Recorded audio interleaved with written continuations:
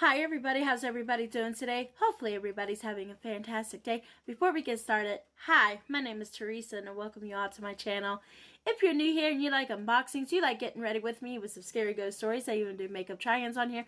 I do tongue twister Thursday, fun fact Friday, walking in history, and sometimes I do giveaways on this channel. And guys, I do more. I do random more than just beauty on this channel. Now if you're interested in all the content that I just said, then please are considering hit the subscribe button down here on the bottom. When you hit the subscribe button, there will be a bell. And when you hit the bell, you'll be notified of when I upload my new video. So today, guys, is Take a Walk into History. Yes, it is a Take a Walk into History. And I have been doing all the 50 states. And I am on my 5th state, I believe. I did miss last Wednesday, so I do apologize to of everything going on. My boyfriend was on vacation and our internet was acting up and all, but everything is fixed and I am back with a new state. So this state is Colorado and it is called the Centennial State.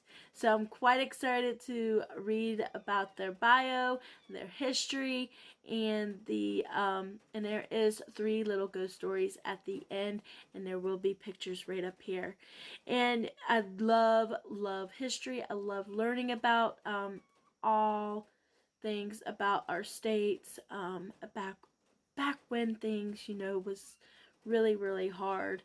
As to it is hard now, but not as hard as they had it back then. So let's go ahead and get started. What I'm going to start with is with their bio. And it will go from nicknames to grass to reptiles, gemstones, and slogans and ships and all kinds of information under their bio. So let's go ahead and get started. So the nickname for Colorado is the Centennial State. Their motto is nothing without Providence. Their state anthem, where the columbines grow in Rocky Mountain High. The state capital is Denver, and I did know that. Their state amphibian is a western tiger salamander. Their state bird is a lark bunting. Their state cactus is a claret cup cactus. The state fish is a greenback cutthroat trout. Their state flower is a Rocky Mountain columbine. I don't know if I'm saying that right. Their state grass is blue grandma grass. Their state insect is a Colorado hair streak. Their state mammal is a Rocky Mountain bighorn sheep. Their pet is a Colorado shelter pets. That was interesting. They threw that in there. The state reptile is a western painted turtle. So beautiful. Love turtles. Their state tree is a Colorado blue spruce. The state's colors are blue, red, yellow, and white. The state fossil is a Stegosaurus. Their state folk dance is square dancing. Their state gemstone is an aquamarine. Very beautiful color. I love aquamarine. Their state mineral is rhodochrosite. Their state rock is Yule marble. Their state ship is the USS Colorado. The state slogan is Colorful Colorado. That is their slogan, Colorful Colorado. Their state soil is seats. Their state sport is pack burro racing. And their tartan is Colorado State tartan. And that is all the bio information I could find on Colorado, which I thought some of those were very, very interesting, like with their grass and their pets, and I don't know, just different things that I didn't think I would see in a bio. But that's awesome because everybody's bio is different. Alright guys, we're going to go ahead and head on over to the history part. I have written down some stuff. Some of it is very sentimental, things that had happened recently, and just, but I love learning more and more about our states every day, and every one of our states has history like you would not believe. And it's just, learning about who was here before us, the settlers, and the British and Mexicans would come over, and it's just very, very interesting facts in history. So let's go ahead and read about the history. Colorado became the first Western state to host a major political convention. When the Democratic Party met in Denver in 1908, by the U.S. Census in 1930, the population of Colorado first exceeded 1 million residents. Colorado suffered greatly through the Great Depression and the Dust Bowl of the 1930s, but a major wave of immigration following World War II boosted Colorado's fortune. Tourism became a mainstay of the state economy, and high technology became an important economic engine. Poor labor conditions and discontent among miners resulted in several major clashes between strikers and the Colorado National Guard. Including the 1903 and 1904 Western Federation of Miners strikes and Colorado Coalfield War, the latter of which included the Ludlow Massacre that killed a dozen women and children. Both the 1913 through the 1914 Coalfield War and the Denver streetcar strike of 1920 resulted in federal troops intervening to end the violence.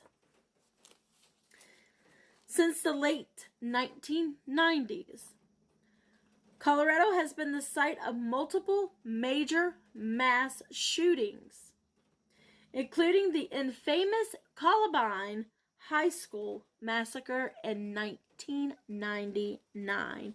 And I do remember seeing this on the news, and it was really, really, really sad. Any of these high schools that have been through all that, I've seen it, and it's just like, it's really, really sad that these children had to go through that. It says, which made international news. Whether Eric Harns and Dylan Klebold killed 12 students and 1 teacher.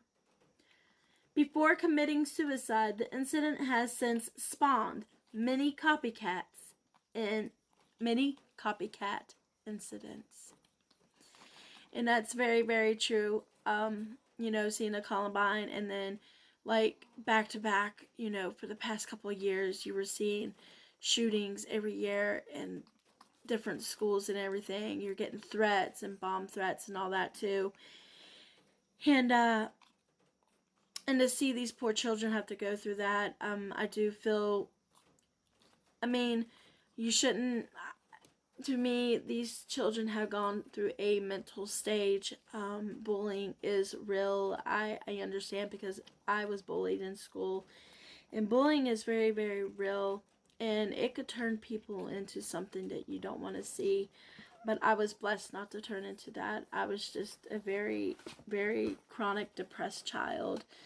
And it doesn't matter. I mean, their parents could have loved them like you would not believe, or they were mistreated. Either way, just everybody works in different ways, and it's just something that clicks in your brain. But to see these children go through, through these shootings and stuff, and some passing, it just hurts me inside. I pray for the families and everybody every day. Just really, really sad. And I'm sure that most of you guys have heard about that too. Alright, so we're going to move on, and we're going to do the birthday of the state. Colorado became the 38th state on August 1st, 1876. So they are the 38th state. So that's pretty awesome. And August 1st, happy belated birthday, Colorado. That is pretty awesome. All right, now we are moving on to 3 ghost stories. And the reason why I do 3 ghost stories, because ghost stories have a lot, and I mean a lot of history behind them. And it's usually the people who have been here longer than us whose spirits still roam this world. I know most people are not a believer, but I am definitely a believer. And I wanted to share 3 stories with you. So let's go ahead and start with number 1. This one's called Mount Silver Hills, named for beloved woman who vanished. Let's read about that. From the historic Colorado mining camp of Buckskin Joe is the tale of Mount Silver Hills. When the smallpox pandemic ravaged the town population in a winter of 1861, local legend and dance hall girl Silver Hills stepped up to mend the sick. By spring of 1862, the town was recovering from this deadly disease. But Silver Hills had seemingly vanished. Some say she contracted smallpox, leaving her once beautiful face horribly scarred. A few years later, reports spread through town of a heavily veiled woman seen in the Buckskin Cemetery. Legend has it that Silver Hills has never left, and that the veiled woman might have been the missing Silver Hills. The townspeople named a nearby peak Mount Silver Hills in gratitude to the brave woman. So that's actually a pretty sad story too. I mean, bless her heart, she was going out helping the sick and with this disease and everything, and then contact with somebody else, and you're getting sick, and then she felt ugly with scars and everything, and my theory is everybody's beautiful inside and out, and just to do that to herself, it's very sad. But then the part where they think the heavily black veiled woman is her, could you imagine seeing that walking around the cemetery, especially at night? That would creep me out, guys. I don't know about you, but that would creep me out. All right, moving on to number 2 story. This one's called Pikes Peak Desperation Mona. Let's read about that. One long-standing ghost story of the Pikes Peak region is of Desperation Mona, whose car went off the edge of the Pikes Peak Highway in 1932 and plunged 150 feet down. In 1973, a man who had worked on Pikes Peak for 33 years spotted the woman. He said he threw his leather jacket over her shoulders and it gave her a ride to the toll booth down the hill. However, when he stopped the bike, the woman got off, took off his jacket, and ran back up the mountain. The story goes that she always appears at dusk in the same place, mile marker 13 on the Pikes Peak Highway. I thought that one was pretty creepy too, you know. This poor biker, you know, he's feeling sorry for this lady and everything. Puts his jacket on because he knows she's cold and stuff. Did he take her down to the bottom of the mountain, and this girl's going crazy. She's running back up that mountain, back to that same spot. Yeah, that would definitely freak me out. I'd be like, no more. Sorry, no more. That was a very, to me, that was a creepy story. And a sad story all at one time. And our last one, number 3 story. This is called Unexplained Happenings at the Rabbit Hole. Let's read about that.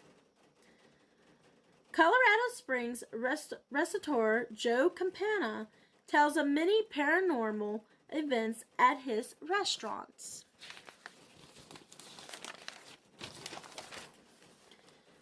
One happened at the Rabbit Hole, which is located inside a building that has previously housed the city morgue in the 1900s. Campana has reported beer bottles appearing to be pushed off shelves. Another time, he claims to have been reading alone in the restaurant when a woman's voice said, Joe. So I thought that one was pretty creepy too. I know there's a lot of bars and hotels that are haunted and everything, but that one was pretty creepy too. I thought I would throw that one in. Alright guys, that was my last ghost story. Hopefully you guys learned a little bit more about Colorado and about the history and everything. I love learning about all of our states. I am proud to be an American. I am. I do come from West Virginia and we have a lot of history, but to learn about the other 49 states is awesome and amazing. And I'm glad to be a part of them. Alright guys, I'm going to go ahead and let you go. And I hope everybody stays blessed. And I hope everybody stays safe no matter where you are, no matter where you're at. Please stay safe. And I'll be seeing you all in my next video. Thank you for stopping by and you have a great day. Thank you. Bye.